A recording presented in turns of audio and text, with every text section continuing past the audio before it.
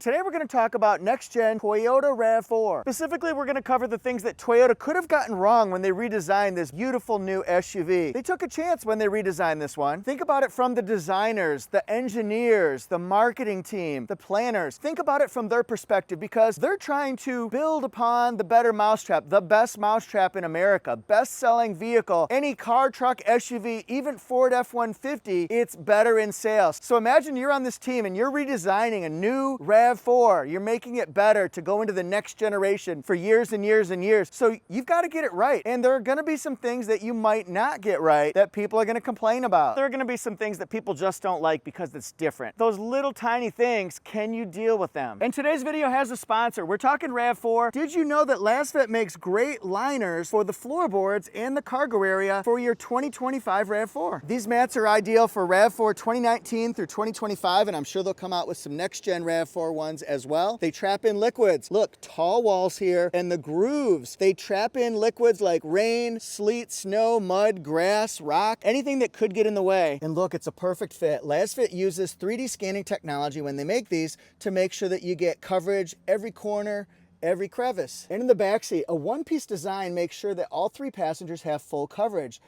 Isn't that clever? And the cargo area has a perfect fit as well. These are made from environmentally friendly TPE materials that make sure they're free of allergens, BPA, lead, PVC, and other known offenders. Let's summarize here. Lasfit liners are a perfect fit, easy to clean, slip resistant, they're pet friendly, and they can withstand harsh cold and hot temperatures. Give them a try. We'll find the product link and the discount code in the description section and the first pinned comment, Lasfit. In May, I was delighted to be able to see the Limited, the Woodland, and the GR Sport all in person. I got hands-on, touch, feel, all those senses, those beautiful things. I got to sit in it, got to sit outside of it, look around it, and see what I thought of it. Now, there are gonna be 7 different trim levels. You'll get LE, XLE, and the Limited. Those are the core design models. Then you're gonna get the Woodland. That's gonna be the rugged one, and the sporty one is gonna be a couple ones that we're familiar with, SE, XSE, and the GR Sport. So different design philosophies there. Just for security, I brought along this one right here for moral support, the 2025 RAV4. This is in blueprint. The first thing Toyota may have gotten wrong is eliminating physical HVAC, heating, ventilating, air conditioning, those physical controls that you would see right by the multimedia screen. It's a beautiful multimedia screen, 12.9 inches now, so it's really huge and a lot of capabilities. It's got new software technology that's going to make it so much easier to operate your multimedia controls, your voice commands. It's going to be fantastic, but people like having those physical buttons and knobs that you can push up and down. Now you can adjust, it looks like on either side of it, up and down, so you can tweak the temperature, but as far as things like the mode, like where the air comes out, all those different controls and buttons, and maybe you want to have recirculated air, you want to have some other buttons and controls that you could operate, they're not going to be outside the multimedia. You'll have to look within the multimedia screen, and I'm sure we'll all get used to it, but I've seen a lot of comments where people are like, I don't know about that one. The next one Toyota may have gotten wrong, and I didn't realize this was such a big issue when I posted the 10 colors that are going to be available on 2026 RAV4. I posted that last week, but I also heard a lot of comments about colors that people, they don't see on that list, like Cavalry Blue, no Lunar Rock, there's not going to be Army Green, there's not even going to be a Magnetic Gray. Here's what we've got. We've got Ice Cap White, Wind Chill Pearl, those are going to be gorgeous, Supersonic Red, and Ruby Flare Pearl, those are going to be in the reds. Beautiful blueprint color that you see right here, Midnight Black Metallic, Urban Rock, that's new to the RAV4 and new to Toyota, Meteor Shower, so a couple different ones in the gray family, and Everest Green and Storm Cloud Blue Gray, we'll call it. So there's a wide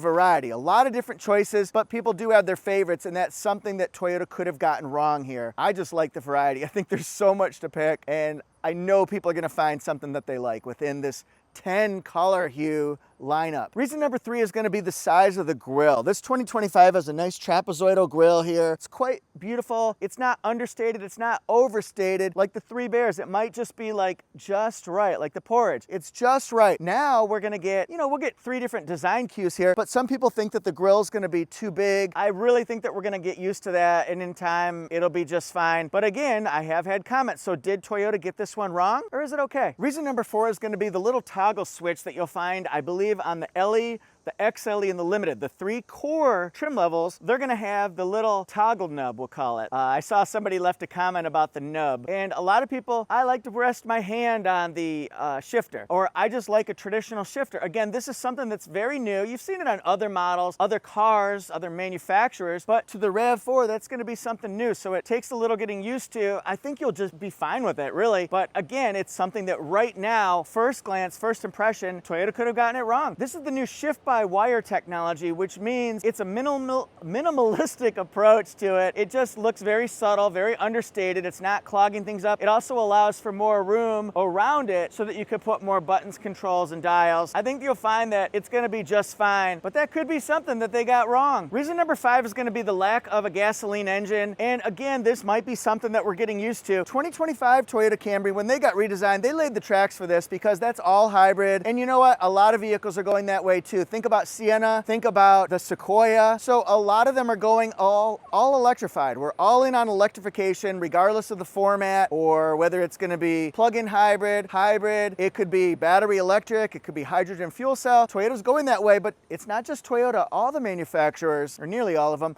are going all in on electrification. And some are gonna offer the option to have just gasoline, yes, but Toyota Camry, the 2025 Camry, that laid the tracks. So we should be used to this, and RAV4 just kind of followed suit. We've got either front-wheel drive, hybrid, 226 horsepower, all-wheel drive, that's gonna have 236 horsepower on the hybrid, and then you could get the plug-in hybrid. That's gonna be really cool. That's 320 horsepower, and it's gonna have the 2.5 liter 4-cylinder engine with 2 electric motors, a large battery pack, and it's gonna fly. It also is capable of going 50 miles on one electric charge. Previously, that was gonna be 42 miles, 2025. There you have it, 5 things that Toyota may have gotten wrong with this next-gen 2026 RAV4. What I like about it, the exterior looks fantastic. I've liked all 3 different trims that I've seen in person, and I'm sure I'll be seeing down the line the LE, the XLE, the SE, and the XSE. I know a lot of people are excited to see the SE and the XSE as well. So it'll be really interesting, but 7 different choices, lots of different options for engine configuration,